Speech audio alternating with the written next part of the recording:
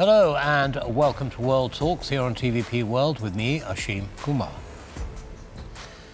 Exactly 1 year ago tomorrow, an estimated 6,000 Hamas and other militants launched a terrorist attack from the Gaza Strip into southern Israel. They killed 1,139 civilians and abducted 251 people, including children, women and the elderly. At the same time, a Hezbollah plan to carry out a similar attack from Lebanon into northern Israel was foiled by the IDF, according to the Times of Israel. The Israeli response has been massive, resulting in enormous casualties, over 40,000 in Gaza and 1,400 in Lebanon so far. Additionally, Iran has launched almost 200 ballistic missiles towards Israel, and they did this on Tuesday night. This is its second attack this year after it launched about 300 missiles and drones in April this year. The world is tense. Will this explode into a massive regional conflict, or can we somehow come back from the brink? Well, to discuss this, we're joined by Maciej Kozłowski, former Polish ambassador to Israel. Mr. Ambassador, welcome to TVP World and thank you for taking the time.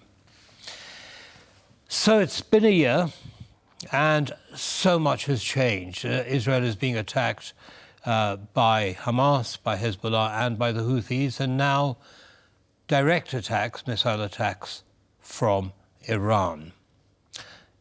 In addition, America and France have placed an embargo on the supply of arms to Israel. So it's a pretty complex situation. How do you analyze what's going on right now? It's very hard to analyze because the things are going on.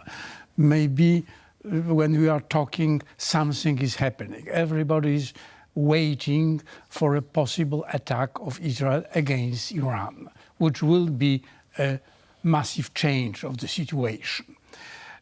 But nevertheless, 1 year of a very heavy struggle, a lot of casualties, as you mentioned, and practically nothing was achieved, nothing was changed. Hamas is still ruling in devastated Gaza. The rest of those abducted are still in these tunnels under Rafah or Han Yunis or maybe even Gaza City.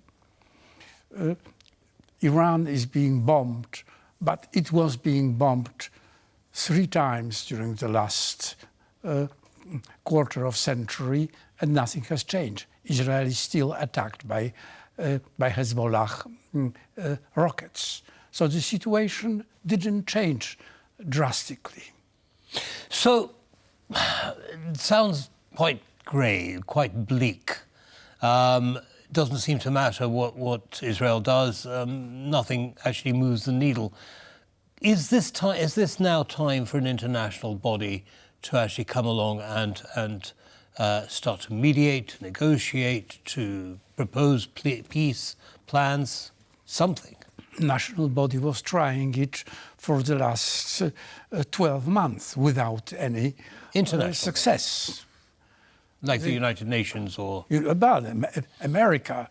The most important factor, of course, is United States, which is a major ally of Israel, which helped Israel to prevent the devastation of the attack by Iran in April and last Tuesday, and is providing a massive military help for Israel.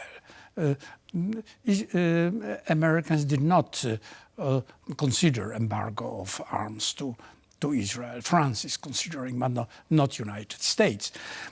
At least for the next months, we have to remember that next month we will have a possible change, major change in America. No, I would say, important move will be done. That's my that's what I predict. America will not get involved in anything which may change the electoral situation right now.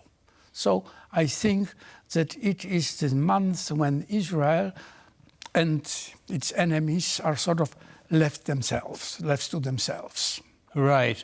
Now, the Abraham Accords almost led to a situation of peace and exchange between Israel and various Arab states. There were already 3 who'd signed up for it. But before it could be implemented by Saudi Arabia, the Iranian proxies started to attack Israel. Do you think that those could be revived and the Arab states take a more active role in trying to tamp down Iranian activities on the front against Israel? That's what I hope, and many people in Israel hope.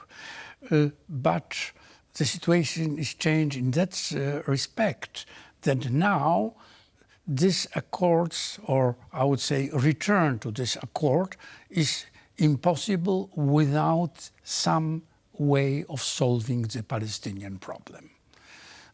These accords were done without taking into account the Palestine. Also, there was a lip service for Palestinians, but basically these accords did not talk about the, I would say, lasting solution of, let us say, Palestinian problem. And this time, after this Hamas attack, something has to be done, because the situation when there is a peace or agreement between the governments of Arab states and Israel without solving the problem of Palestine will not hold, as it was shown 1 year ago. Yes, but there is peace amongst Egypt and Israel, for example, and Bahrain and Israel. And so there are Arab countries which have managed to establish a peaceful relationship with Jordan, is another example, by sidestepping the Palestinian issue. Do you think that if more Arab countries were to join together, they might be able to bring some influence to bear on Iran? Well, as you know, Iran and Saudi Arabia re-established their relations during this last year. So it is a change. That these Arab states, there are not democracies. Neither Egypt nor Saudi Arabia nor Emirates are not democracies. But the public opinion, I'm not talking about Emirates where there are mostly foreigners living, not the, I would say, natives. But in Saudi Arabia, and especially in Egypt, it is impossible to conduct a long-term policy without at least somehow some sort of support of the population. Mm-hmm. And anti-Israeli feelings in so-called Arab streets are still very strong.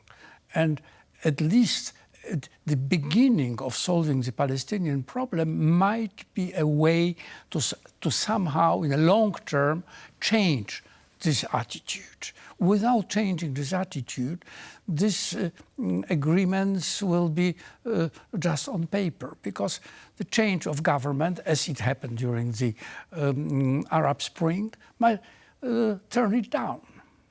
Understood. So there has to be a grassroots change in attitude before any long-term peace solution, you think, has a chance of succeeding? I think that what is needed is kind of a roadmap how to achieve not only the formal agreement, but somehow acceptance of existence of Jewish state in Middle East. Understood. Now, you mentioned American support for Israel. Could you briefly kind of outline to us what changes might exist in American policy towards the Middle East if Donald Trump were to come into power compared to what Kamala Harris might do? Well, the problem with Donald Trump, the major problem with Donald Trump is that he's unpredictable. We all know that what he will do, nobody knows. That's true that he was an architect of this Abraham agreements, and that was a major change in the situation in the Middle East. But if he will continue this policy, it's hard to say.